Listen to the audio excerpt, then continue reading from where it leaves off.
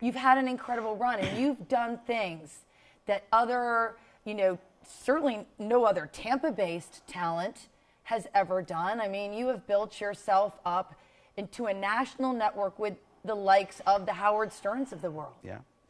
Unfortunately, the world has changed, and I haven't changed as quickly with it as I should have. I'm just very fortunate to be on AM 820, to even have a delivery mechanism in Tampa, because I've been laid out to pasture. But I don't give up. I'm just white trash from Indiana. I don't know what the word give up means. But I'm going to keep on keeping on. I know that sounds kind of stupid, but I am. I'm going to keep on keeping on, and I'll find various other ways to deliver my content. I still have a fairly large audience. We do really well on AM 820.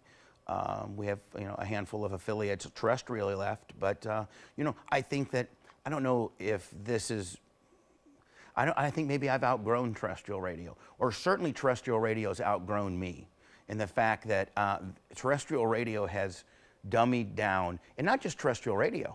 I mean, I think that radio and regular media has Netflixed itself. It's true. Meaning, like, cable, regular television, regular radio, regular forms of terrestrial-based entertainment and content has pretty much vanillaed themselves, and that's the advent of Netflix. And people now will pay a subscription of whatever it would be to get content that truly is unfiltered and truly is real, so to speak. Would you do that? Yeah, absolutely. I need to take the leap of faith one of these days, and regular radio and terrestrial radio, and listen, I don't say this from a point of being arrogant. I say this as the point where I have to cut the cord someday, and that is, regular radio and terrestrial radio have always been my safety net. It's always been my baby. It's always been my big draw, where I get the most attention and the largest amount of people. Well, you need a whole bunch of terrestrial people to make a lot of money. You don't need that many people that are paying you a subscription to make a lot of money.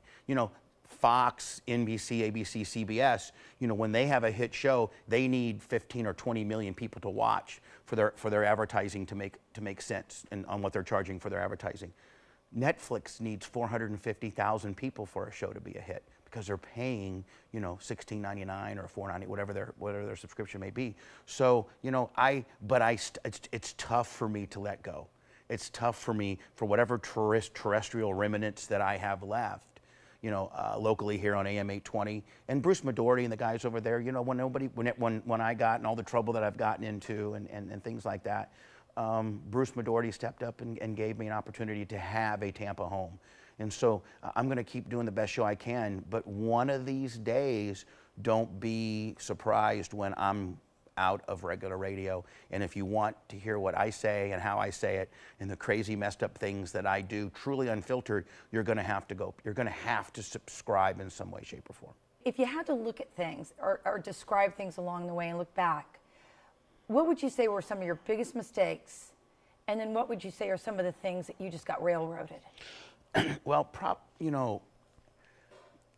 and this is very controversial, what I'm going to say, but all of us, and then if you take us media people, we've seen a lot and we've done a lot, and we're all very plastic and we're all very fake on camera or on the air.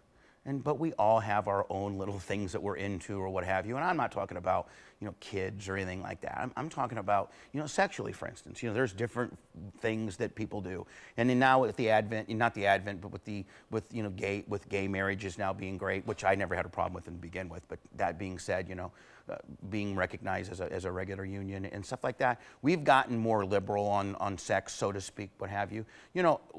My sexual compass, or my moral compass, as I'm 52 years old, and when I was running hard in the Tampa days back in the day, I probably did some rock star type stuff sexually. That's probably things that I regret now that I've done. And then trusting people to, and just trusting the wrong people. And, I would do a lot of things different. To answer your question very long-windedly, I would do a lot of things different. I think that I would have tried to stop and realize the success that I had and enjoy it a little bit more, instead of living this whirlwind life that I did. and try to be more humble and try to be more appreciative and try to be, you know, less Bubba the Love Sponge Hollywood shock jock while you're, you know, at home than I did back then. You really rally behind people during their greatest times of need, so the pendulum swings. You know, with my controversy and some of the stupid stuff I've done, you know, I'm very philanthropic. I do a lot of great things. I don't do any of those great things for anything other than to make me feel good and to do good things. And that I've had a forum for a long time to be able to garner support through, you know, through contributions in the Bubba the Love Sponge Foundation for the fallen police officers and things like that. So I think there's a lot of good with me, but you know what? Good news doesn't travel fast. Bad news does. And I've had a lot of bad news, and I've made a lot of mistakes. But you know what? I'm here to own them. I'm not here to distance myself. I'd like to distance myself from my mistakes that I've made, you know, but, and I'm not here to blame it on anybody because the buck stops with me, so to speak, you know. But there's a lot more to some of these sensational stories that I've been a part of, and some of the trouble that I've been a part of. There's three sides to every story: my side, your side, and the truth. And for the most part, only my side, only the opposing side's been told. I've been pretty much tried and convicted by that side. And there are a lot of other sides to one of the most salacious things that I'm most known for, which is the Hogan sex tape. I mean, there's a huge civil lawsuit going on right now for the people that that will be probably held accountable finally for that. Well, you know, I think that's another trust issue. You know what, Gayle? That's a whole other special in itself. Well, it is. I was reckless in securing the DVD. I should have destroyed it immediately, like I was told to, and I put it in my office, and employees knew it were there, and they took it.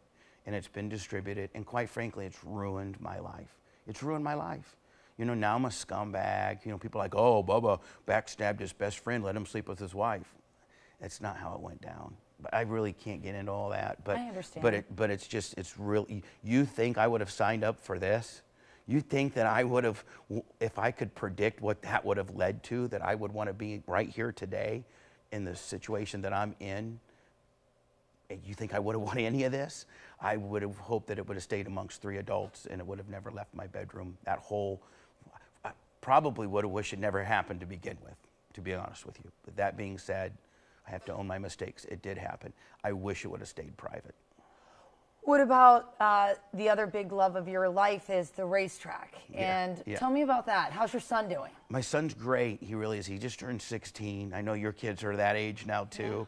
And you know, it kind of makes you, it kind of makes you sad when they grow up, because you think, you know, because you know, no longer, I'm sure you go through this, we're not as cool as we used to be when they were 8 and 9. When we were 8 and 9, we were the bomb, right? We hung the moon. Now it's like, man, there's Dad. Oof, yeah, you know? But you've given that boy of yours a tremendous life. I mean, I remember when we came out to visit you at the racetrack, and he's a cool kid, and you've really been a hands-on father. I have 50% custody, and me and his mother co-parent wonderfully. She's remarried now and lives in Ocala, and they're doing well. And so Tyler has really a great support system with his stepdad and his mom and me, and I have him 50%. And you know, I've messed up a lot of things. I do some things wrong. I do some things right, but I pride myself on how good of a dad I am. I really think I'm a good dad.